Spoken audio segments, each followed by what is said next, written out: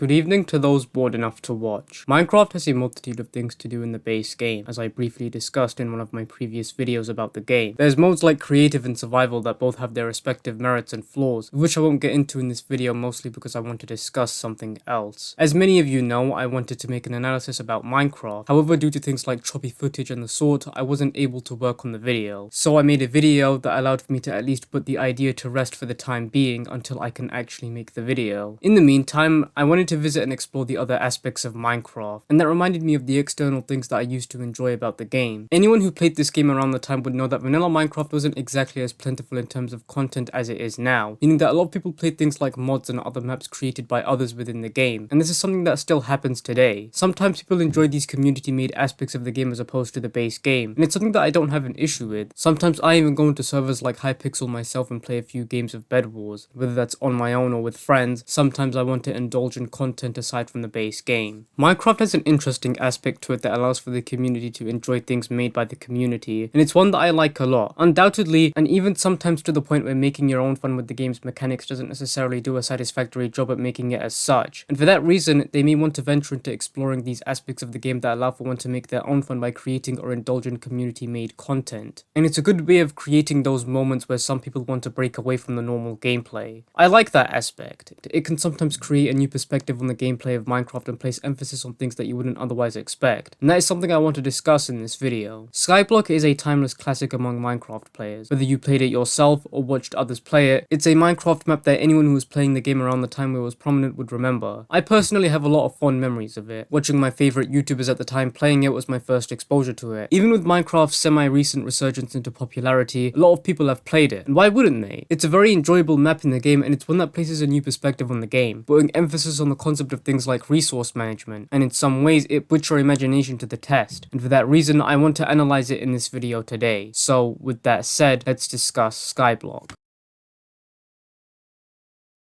Skyblock is a game that I was very curious about when it first came to gathering footage. You see, Minecraft is a game that, regardless of whether you like it or not, requires you to grind a lot. Whether that's collecting resources or wandering around in search of something, when you play this game, you will be spending a lot of time in it. Skyblock as a map is very akin to this. Now, that's not a bad thing. If anything, the map's limited nature was what even allowed for me to get footage of it in the first place. It's just that a lot of the time I spent playing it was spent mining blocks, as opposed to actually building and doing things in the game. I'll put a pin in this for now, and it's something I'll get back to later. For now though, let's cover the basics, the map's premise, as well as analysis. As many of us probably know, Skyblock sees us spawning on an island that contains dirt, a tree, and a chest that contains lava and water. Of course, you're free to do whatever you please with the resources that you're given, but ideally what you'd want to do with the items inside of the chest is to create a cobblestone generator, made using placing water and lava and positioning them to the point where they don't make obsidian, but create stone in a way that doesn't lead to one putting out the other. It's important not to screw this up, because once you lose lava, you have no way to easily access the blocks such as stone, something that happened to me which forced me to restart my playthrough.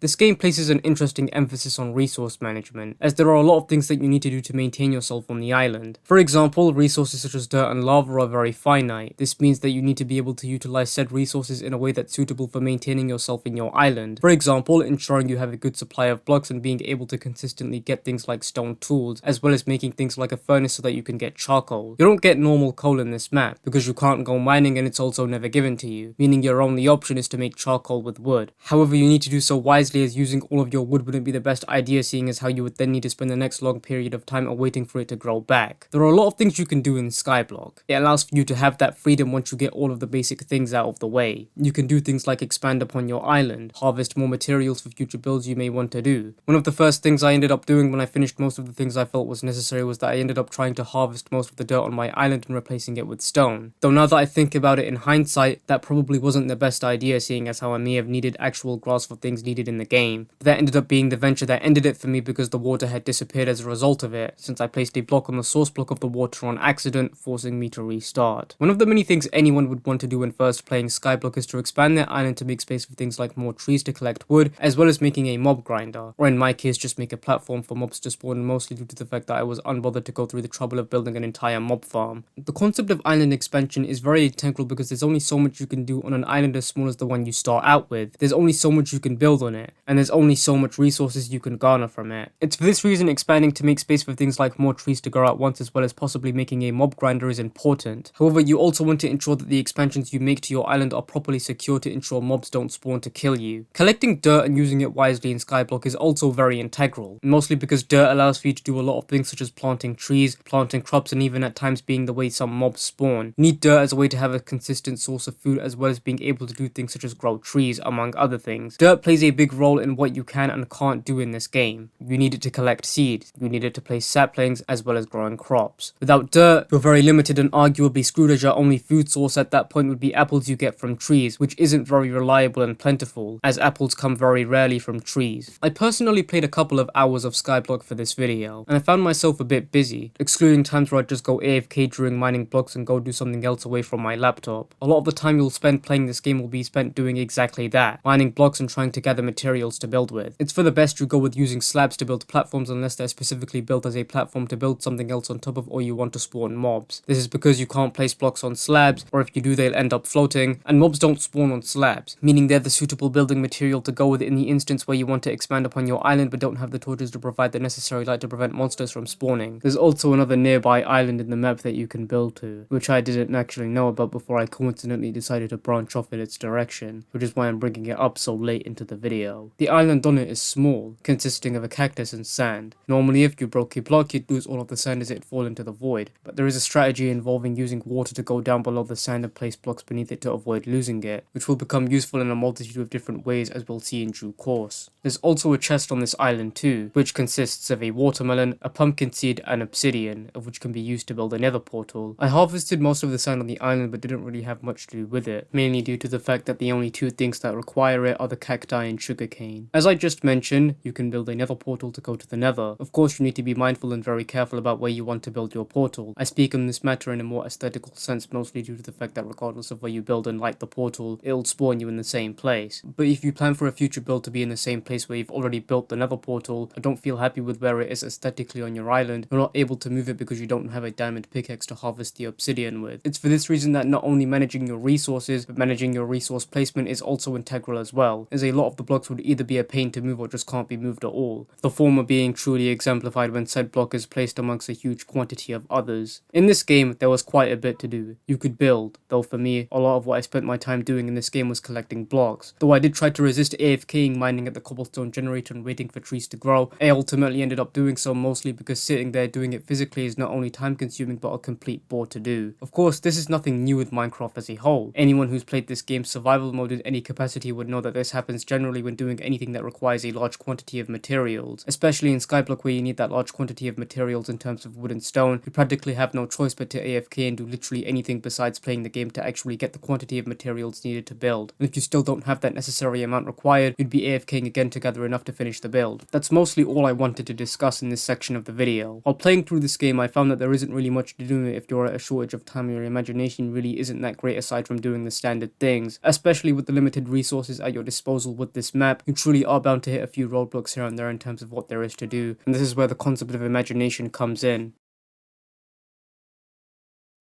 In this map, the concept of imagination is heavily emphasized through things like limited resources, subjected to being forced to mainly use things like wood and stone. It really forces you to use your imagination to decide upon what you'll do next with these blocks, and sometimes these blocks are the only ones that you can use due to the fact that they're the only seemingly infinite resource, both being plentiful and easy to receive in terms of quantity. However, this causes an issue. As much as the possibilities are seemingly vast in terms of what you can do with these blocks, that is only for so many people, and the concept of imagination plays a very big role in just how much time you'll spend playing this game. As much as I spent a large duration of the previous part on this video discussing, there are very few infinite resources you have, that being stone and wood. In the case of stone, you need to spend a long time harvesting it, and with wood you need to spend time trying to grow it if you want to be able to harvest it. And even then, for the most part, a lot of the wood you collect isn't that plentiful per tree, unless you happen to get lucky and have a giant tree grow as opposed to the normal ones. Stone on the other hand takes a while to harvest, mostly due to the fact that you'd be spending large durations of time collecting stone in order for you to have enough for whatever build you may be ultimately intending to execute. Of course, a lot of what I'm saying is dependent on the scale of your build, but a lot of the times where I wanted to build things like a base or something of that nature, I found myself very discouraged and reluctant to do so, mostly because of the large grind that was harvesting materials. Imagination is a very big concept of this map. You're forced to imagine something unique with each build, using the same materials as previous builds accessible to you on the map. Wood and stone are those materials, and it's difficult to try and come up with something innovative for each build when you're subjected to using just those materials. It's a test of imagination. It presents to you the limitations of being on an island, and it shows you what you have at your disposal, what is finite and what isn't, and the game lets you use those at will to build as you please. It presents the rest of the duration of the map as a playground of sorts, and it allows for you to have your own fun with it, whether said fun is long or short-lived. In a way, it plays into the design of Minecraft. The fun doesn't end unless you want it to, and that is something I can appreciate. It may be true that I didn't necessarily do much when I was playing the map, and that's simply because I became discouraged and bored when it got to a certain point where I didn't want to go through the consistently long grind of harvesting materials for things like builds and the sort. Minecraft is such an enjoyable game to many because of the fun that comes with what you choose to do within the game and the mechanics that it establishes. To a much lesser extent, the same concept applies here. While you're given some of Minecraft's mechanics but not all, the map tests you to see what you would do with limited resources and the sort. What I'm trying to get at here is that this map takes the concept of fun deriving from your imagination within the base game and applies that here, but it strips the mechanics and resources you would normally have to be from that of limitless to limited. The game tests your imagination to see what you would do in the scenario that it depicts, being stuck on an island with limited resources, in which you're left to use the game's mechanics and your imagination to create fun. With that, let's conclude things then.